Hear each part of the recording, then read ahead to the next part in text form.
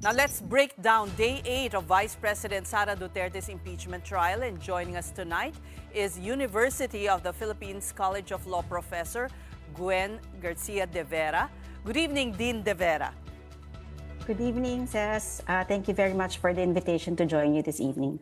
All right, the prosecution presented its final witness pertaining to Article 4. How did he fare?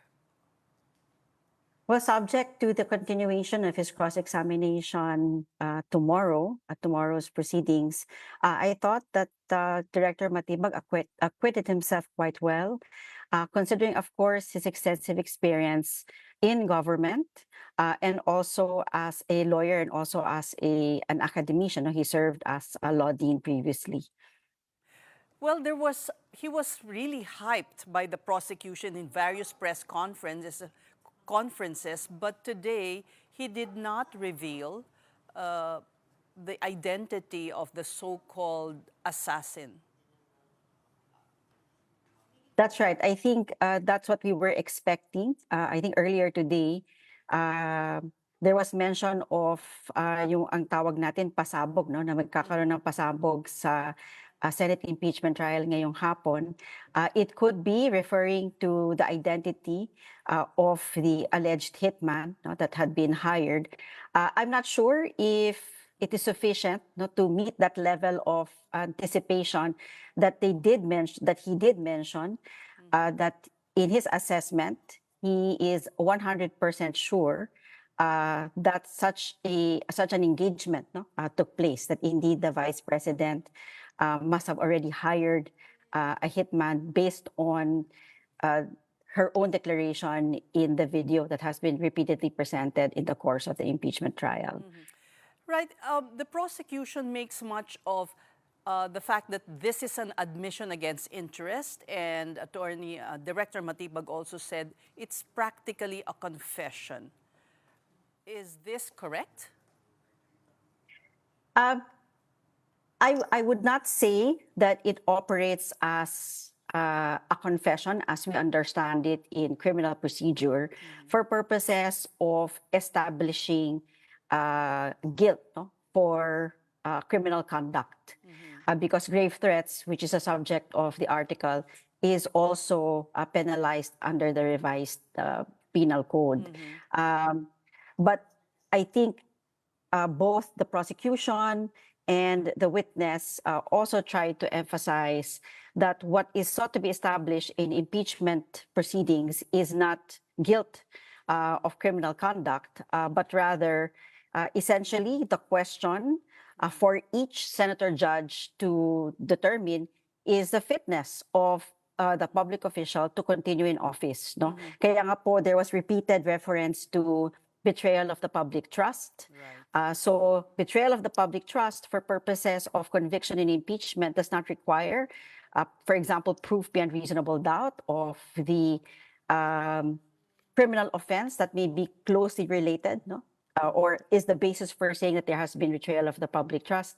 And in fact, the framers of the Constitution have essentially explained, no, that betrayal of the public trust doesn't have to be based upon there being criminal conduct or that criminal conduct has been established. It is sufficient that the conduct of the public official is of such gravity, of such bad faith, for there to be a determination that they can no longer discharge their function and that they should no longer be permitted to remain a day further in their position. The defense showed an infographic from a leading newspaper that showed the high trust ratings of the VP in a survey as compared to the president. And in so doing, as if suggesting that this does not equate to betrayal of public trust because she enjoys high ratings in the public sphere. I think it is our duty to explain, Dean, what's the difference between the two. They should not be equated. Is that correct?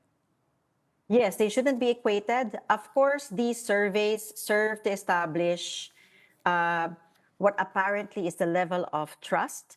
But there are, as I understand it, different factors that are considered in terms of the question, how the questions to the respondents are framed.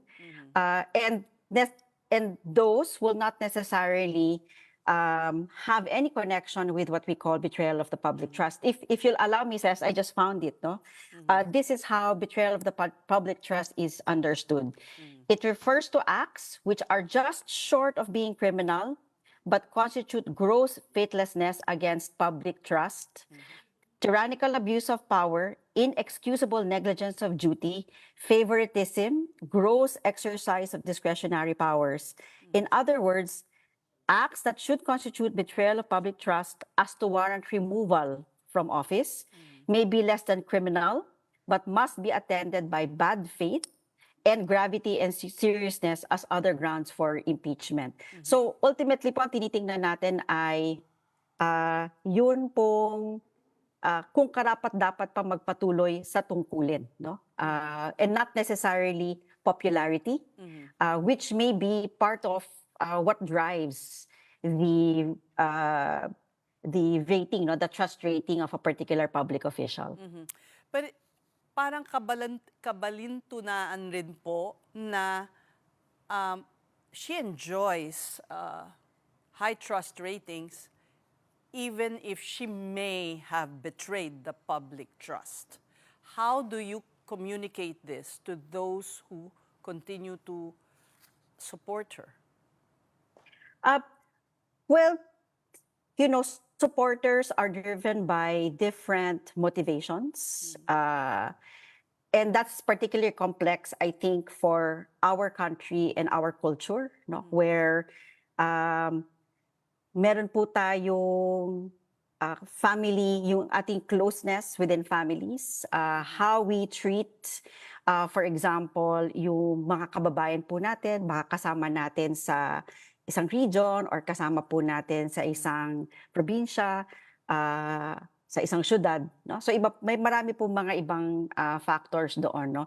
Yung gaya po kung nasabi namin dati, no, sa UP College of Law, mahalaga lang po siguro na anyayahan natin, we should invite our fellow Filipinos to watch closely the proceedings as they unfold in the Senate and to keep an open mind and to try to understand, even though some of the concepts may seem complex.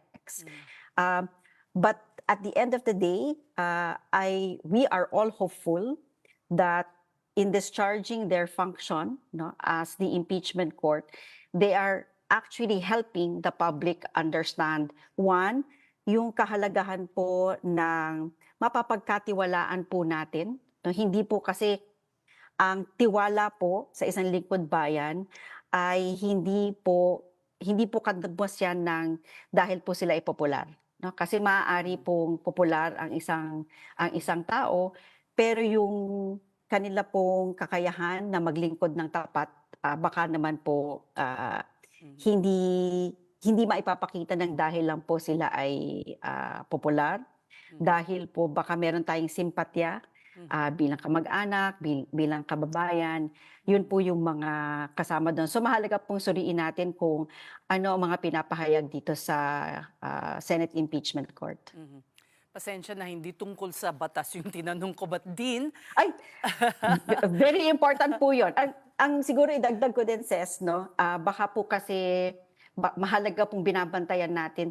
Dahil po kasi itong ating Senate Impeachment Court, kakaiba po silang korte. Hindi po sila kamukha ng ating hukuman, no?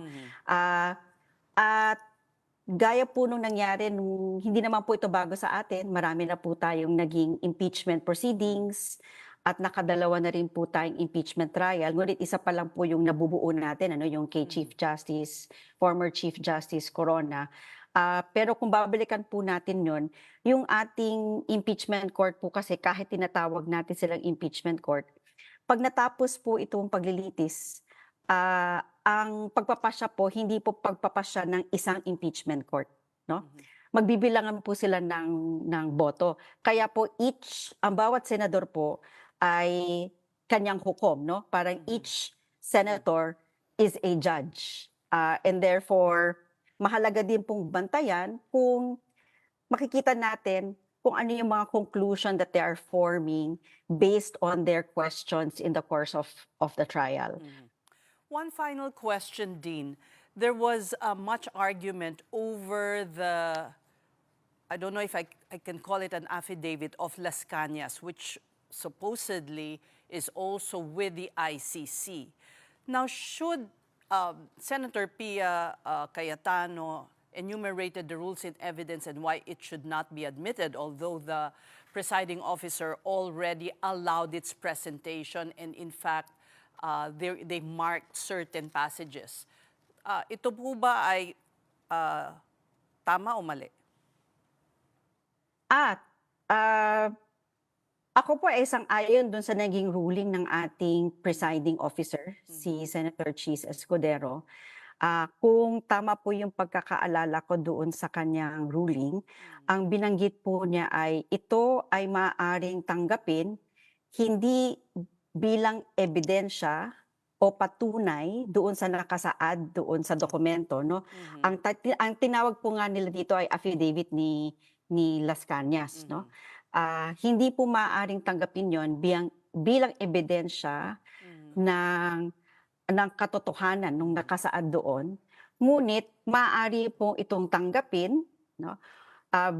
Bilang bahagi ng testimonya ni Director Matibag patungkol doon sa patuloy na investigasyon nila. Okay. No, kasi kung maalala niyo po, ito'y So that binanggit distinction niya. is clear. That distinction is Opo. clear.